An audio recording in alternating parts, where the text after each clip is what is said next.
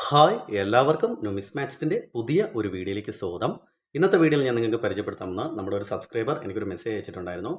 നമ്മൾ ഏതൊക്കെ വില കിട്ടുന്ന നാണയങ്ങൾ നമ്മൾ സേവ് ചെയ്ത് വെച്ച് കഴിഞ്ഞാൽ, അതായത് കുറച്ചധികം സേവ് ചെയ്ത് വെച്ച് കഴിഞ്ഞാൽ നമുക്ക് ഫ്യൂച്ചറിൽ നല്ലൊരു പ്രൈസ് കിട്ടുമെന്ന് ചോദിച്ചിട്ടുണ്ടായിരുന്നു. അപ്പോൾ ആ ഒരു ഡീറ്റെയിലിനെ കുറിച്ചാണ് ഇന്നത്തെ വീഡിയോ ഞാൻ ചെയ്യാൻ പോകുന്നത്. അപ്പോൾ നിങ്ങൾ എൻ്റെ ഒരു ചാനൽ പുതുതായിട്ടാണ് കാണുന്നതെങ്കിൽ തീർച്ചയായും നിങ്ങൾ എൻ്റെ ഒരു ചാനൽ സബ്സ്ക്രൈബ് ചെയ്യുക. അതുപോലെ തന്നെ നിങ്ങളുടെ അഭിപ്രായങ്ങളും നിർദ്ദേശങ്ങളും എനിക്ക് കമൻറ്റായിട്ട് രേഖപ്പെടുത്തുക. നമുക്ക് ആ ഒരു ഡീറ്റെയിലേക്ക് പോകാം. ഡീറ്റെയിൽ മീൻസ് നമ്മുടെ സബ്സ്ക്രൈബ് ചോദിച്ച ഒരു ഡൗട്ട്സ് ഒന്ന് ക്ലിയർ ചെയ്ത് കൊടുക്കാം. അപ്പോൾ ആദ്യം തന്നെ എനിക്ക് നിങ്ങളടുത്ത് പറയാനുള്ള കാര്യം എന്ന് പറഞ്ഞാൽ, ഈ നാണയങ്ങളായാലും കറൻസികളായാലും ന്യൂമിസ്മാറ്റിക്സ് പരമായിട്ട് നോക്കുകയാണെങ്കിൽ മാത്രമാണ് വാല്യൂ ഉള്ളത്. ഇല്ലെങ്കിൽ എല്ലാ നാണയങ്ങൾക്കും കോമൺ ആയിട്ടുള്ളത്. ഇപ്പോൾ 2 രൂപ നാണയമാണെങ്കിൽ ആ ഒരു നാണയത്തിന് നമ്മൾ കടയിൽ കൊടുത്തു കഴിഞ്ഞാൽ 2 രൂപ മാത്രമാണ് ലഭിക്കുന്നത്. 5 രൂപയാണെങ്കിൽ 5 രൂപ മാത്രമാണ്. 1 രൂപയാണെങ്കിൽ 1 രൂപ മാത്രമാണ്. അപ്പോൾ ന്യൂമിസ്മാറ്റിക്സ്, അതായത് പഴയ ആൻറ്റിക് നാണയങ്ങൾ, കറൻസിയൊക്കെ കളക്ഷൻ ചെയ്യുന്നവരുടെ ഇടയിലാണ് ഈ ഒരു നാണയങ്ങൾക്ക്, അതായത് റെയർ കാറ്റഗറിയിലെ നാണയങ്ങൾക്കും സ്കാറ്റ്സിൽ വന്ന നാണയങ്ങൾക്കും വിലയുള്ളത്. അപ്പോൾ നമുക്ക് സാധാരണ കടയിലൊക്കെ കൊണ്ടുകൊടുത്തു കഴിഞ്ഞാൽ ഈ ഒരു നാണയത്തിന് ആ ഒരു വില മാത്രമേ കിട്ടത്തുള്ളൂ. നമുക്ക് കടയിൽ പോയിട്ട് ഈ ഒരു നാണയം റെയർ കാറ്റഗറിയിലുള്ള നാണയമാണ്, 5000 രൂപ ലഭിക്കുമെന്ന് പറഞ്ഞു കഴിഞ്ഞാൽ ഒരിക്കലും അവരത് അക്സെപ്റ്റ് ചെയ്യത്തില്ല. അപ്പോൾ ന്യൂമിസ്മാറ്റിക്സ് പരമായിട്ട് നോക്കുകയാണെങ്കിൽ മാത്രമാണ് നാണയങ്ങളുടെ ആ ഒരു വില നമുക്ക് കൂടുന്നത്. അപ്പോൾ നിങ്ങൾ ഈ നാണയങ്ങളൊക്കെ ലോട്ടായിട്ട് കളക്ഷൻ ചെയ്യുന്നതിന് മുന്നായിട്ട് ഈ ഒരു നാണയങ്ങളുടെ മാർക്കറ്റ് വാല്യൂ നിങ്ങൾ ആദ്യം മനസ്സിലാക്കാൻ ശ്രമിക്കുക. അപ്പോൾ മാർക്കറ്റ് വില മനസ്സിലാക്കിയതിന് ശേഷം മാത്രം ആ ഒരു നാണയങ്ങൾ ലോട്ടായിട്ട് കളക്ഷൻ ചെയ്യാൻ ശ്രമിക്കുക. ഇപ്പോൾ എൻ്റെ ഒരു അഭിപ്രായത്തിലാണെങ്കിൽ നമുക്കിപ്പോൾ വില കിട്ടാവുന്ന കുറച്ച് നാണയങ്ങൾ, അതായത് ഏകദേശം ഒരു 7ഓളം നാണയങ്ങൾ ഞാൻ പരിചയപ്പെടുത്താം. ആ ഒരു നാണയങ്ങൾ നിങ്ങൾക്കൊരു ഒരുപാടൊന്നും മേടിച്ച് വെക്കേണ്ട ആവശ്യമില്ല. ഒരു 3 അല്ലെങ്കിൽ ഒരു 4 അല്ലെങ്കിൽ 2 നാണയമായാലും മതി. നമുക്ക് തീർച്ചയായും ആ ഒരു നാണയത്തിന് നമ്മൾ മുടക്കുന്നതിനേക്കാളും കുറച്ചൊരു കൂടിയ എമൗണ്ട് നമുക്ക് തിരിച്ചു കിട്ടും. അപ്പോൾ ആ ഒരു നാണയങ്ങൾ ഏതൊക്കെയാണെന്ന് നമുക്ക് പരിചയപ്പെടാം.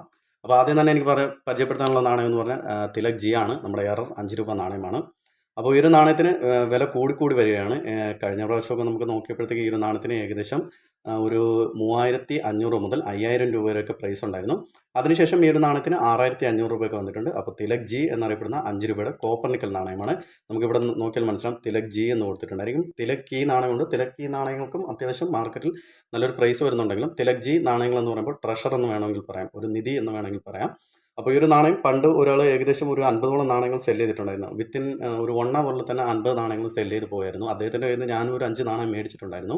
അപ്പോൾ ഈ ഒരു നാണയം നമ്മളൊരു 2-3 നാണയങ്ങൾ കളക്ഷൻ ചെയ്ത് വെച്ചിരിക്കുന്നത് കുറച്ചുകൂടെ നല്ലതായിരിക്കും. എന്തായാലും ഫ്യൂച്ചറിൽ നമുക്ക് നല്ലൊരു പ്രൈസിന് കിട്ടും. ഇനി അടുത്ത് ഞാൻ പരിചയപ്പെടുത്താൻ പോകുന്ന നാണയം ഈ ഒരു നാണയമാണ്. ദണ്ഡി മാർച്ച് കോപ്പർ നിക്കൽ നാണയം. അപ്പോൾ ഈ ഒരു നാണയത്തിനും ഇപ്പോൾ മാർക്കറ്റിൽ നല്ലൊരു പ്രൈസ് തന്നെ വരുന്നുണ്ട്. ഏകദേശം ഒരു 6000-7000 രൂപയൊക്കെ വരുന്നുണ്ട്. ചിലർ വന്നിട്ട് 5000 രൂപയ്ക്കും കൊടുക്കുന്നുണ്ട്. ആ നാണയത്തിൻ്റെ കണ്ടീഷൻ അനുസരിച്ചാണ് പ്രൈസ് കൂടുന്നതും കുറയുന്നതും.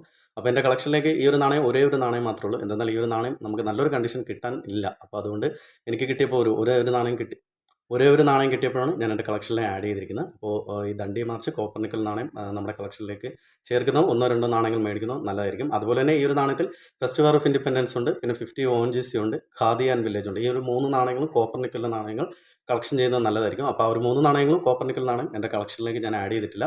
തീർച്ചയായും ആ ഒരു നാണയം വരുവാണെങ്കിൽ ഞാനൊരു വീഡിയോ ചെയ്തിടുന്നതാണ്. ഇനി അതുപോലെ തന്നെ അടുത്ത് ഞാൻ പരിചയപ്പെടുത്താൻ പോകുന്ന നാണയം ഈ ഒരു നാണയമാണ്. സുഭാഷ് ചന്ദ്രബോസ് അദ്ദേഹത്തിൻ്റെ 1996 എററായിട്ടുള്ള നാണയം. അപ്പോൾ നമുക്കിവിടെ നോക്കിയാൽ മനസ്സിലാവും 1996 എന്നുള്ളൊരു വർഷം കൊടുത്തിട്ടുണ്ടായിരിക്കും. അപ്പോൾ ഈ ഒരു നാണയത്തിനും ഇപ്പോൾ മാർക്കറ്റിൽ നല്ലൊരു പ്രൈസിന് വരുന്നുണ്ട്. ഏകദേശം ഈ ഒരു കണ്ടീഷൻ നാണയത്തിനൊക്കെ ഏകദേശം ഒരു 4500 മുതൽ നല്ല കുറച്ചും കൂടെ കണ്ടീഷനുള്ള നാണയത്തിന്, അത് 2 രൂപ നാണയമാണ്, കുറച്ചും കൂടെ കണ്ടീഷനുള്ള നാണയത്തിന് 7000 മുതൽ 15000 രൂപ, നല്ലൊരു യുഎൻസി കണ്ടീഷൻ നാണയത്തിന് 15000 രൂപയൊക്കെ വരുന്നുണ്ട്. അപ്പോൾ എൻ്റെ കളക്ഷനിലേക്ക് ഇതൊരു 3 നാണയങ്ങളോളം ഞാൻ കളക്ഷൻ ചെയ്ത് വെച്ചിട്ടുണ്ട്. 1996 നാണയമാണ് സുഭാഷ് ചന്ദ്രബോസിൻ്റെ നാണയം. അപ്പോൾ അദ്ദേഹത്തിൻ്റെ ഈ ഒരു നാണയം 2 രൂപ നാണയം കളക്ഷൻ ചെയ്യുന്നവർ നല്ലതായിരിക്കും. ഇനി അടുത്ത് ഞാൻ പരിചയപ്പെടുത്താൻ പോകുന്ന നാണയം ഈ ഒരു നാണയമാണ്. 2004 1 രൂപ ബോംബെ മിൻറ്റ് മാർക്കിൽ മിൻറ്റ് ചെയ്ത സ്റ്റെയിൻലെസ് സ്റ്റീൽ നാണയം. അപ്പോൾ ഈ ഒരു നാണയത്തിന് ഇപ്പോൾ മാർക്കറ്റിൽ നല്ലൊരു പ്രൈസിന് വരുന്നുണ്ട്. ആദ്യമൊക്കെ ഈ ഒരു നാണയത്തിന് ഏകദേശം ഒരു 300 രൂപയൊക്കെ ഉണ്ടായിരുന്നുള്ളൂ. പിന്നെ അതൊരു 700 രൂപയിലോട്ട് എത്തി.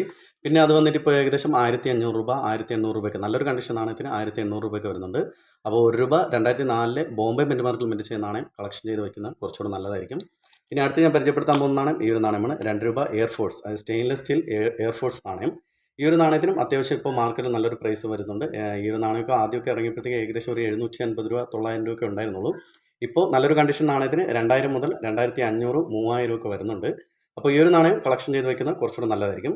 അതുപോലെ തന്നെ അടുത്ത് ഞാൻ പരിചയപ്പെടുത്താൻ പോകുന്ന നാണയം ഈ ഒരു നാണയമാണ്. 2004 ഹൈദരാബാദ് മിൻറ്റ് മാർക്കിൽ മിൻറ്റ് ചെയ്യുന്ന നാണയം. അപ്പോൾ ഈ ഒരു നാണയത്തിനും ഇപ്പോൾ മാർക്കറ്റിൽ അത്യാവശ്യം നല്ലൊരു പ്രൈസ് വരുന്നുണ്ട്. ഏകദേശം ഒരു 1500 രൂപയൊക്കെ വരുന്നുണ്ട്. നല്ലൊരു കണ്ടീഷൻ നാണയത്തിന് 1500 രൂപ വരുന്നുണ്ട്. ഹൈദരാബാദ് 2004 ഹൈദരാബാദ് മിൻറ്റ് മാർക്കിൽ മിൻറ്റ് ചെയ്യുന്ന നാണയമാണ്. അപ്പോൾ ജസ്റ്റ് നോക്കി നോക്കുക. അപ്പോൾ ഒരുപാട് പേര് എനിക്ക് മെസ്സേജ് അയക്കുന്നുണ്ട് ഇതുപോലത്തെ നാണയം അയച്ചിട്ട്. അപ്പോൾ ഞാൻ അവരടുത്ത് പറയാനുള്ള കാര്യം എന്ന് പറഞ്ഞു കഴിഞ്ഞാൽ, മിൻറ്റ് മാർക്ക് നിങ്ങളൊന്ന് ശ്രദ്ധിക്കുക. 2004 എന്നുള്ളൊരു വർഷം ഹൈദരാബാദ്, ഇവിടെ ഒരു സ്റ്റാർ മിൻറ്റ് മാർക്ക് ഡീറ്റെയിൽസ് ഉണ്ടായിരിക്കണം. എങ്കിൽ മാത്രമാണ് ഈ ഒരു നാണയത്തിന് വാല്യൂ വരുന്നത്. ഇപ്പോൾ മാർക്കറ്റിൽ ഏകദേശം 1500 രൂപയ്ക്ക് വരുന്നുണ്ട്. ഇനി എനിക്ക് ലാസ്റ്റ് ഏറ്റവും കൂടുതലായിട്ട് പരിചയപ്പെടുത്താനുള്ള നാണയം എന്ന് പറയുമ്പോൾ ഈ ഒരു നാണയമാണ്.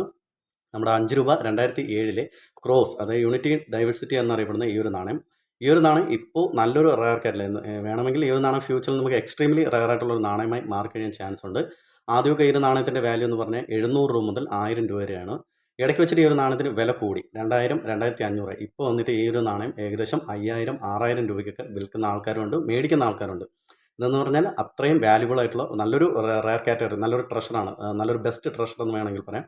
അങ്ങനത്തെ ഒരു നാണയമാണ് 2007 യൂണിറ്റി ഇൻ ഡൈവേഴ്സിറ്റി എന്നറിയപ്പെടുന്ന ഈ ഒരു 5 രൂപ സ്റ്റെയിൻലെസ് സ്റ്റീൽ നാണയം.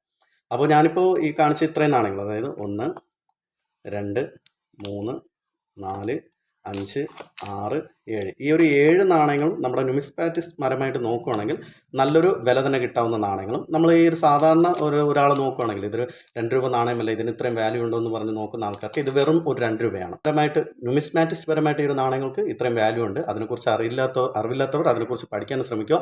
അതിനെക്കുറിച്ച് താല്പര്യമില്ലാത്തവർ ഇതൊന്നും ചെയ്യാതിരിക്കുക. എനിക്ക് അത്രയാണ് അവരുടെ പറയാനുള്ളത്. അപ്പോൾ പലരും നമുക്ക് മെസ്സേജ് ചെയ്യുന്നുണ്ട്, കമൻറ്റ് ചെയ്യുന്നുണ്ട്, പല രീതിയിലും നല്ല രീതിയിലും ചെയ്യുന്നവരുണ്ട്, അല്ലാത്ത രീതിയിലും ചെയ്യുന്നവരുണ്ട്. അപ്പോൾ എനിക്ക് അവരുടെ അടുത്ത് പറയാനുള്ളത്, അറിയാത്ത കാര്യങ്ങളെക്കുറിച്ച് നിങ്ങളാരും ഒന്നും സംസാരിക്കരുത്. ഇത് ന്യൂമിസ്മാറ്റിക്സ് പരമായിട്ട് നല്ലൊരു പ്രൈസ് കിട്ടുന്ന നല്ലൊരു ഐറ്റമാണ്.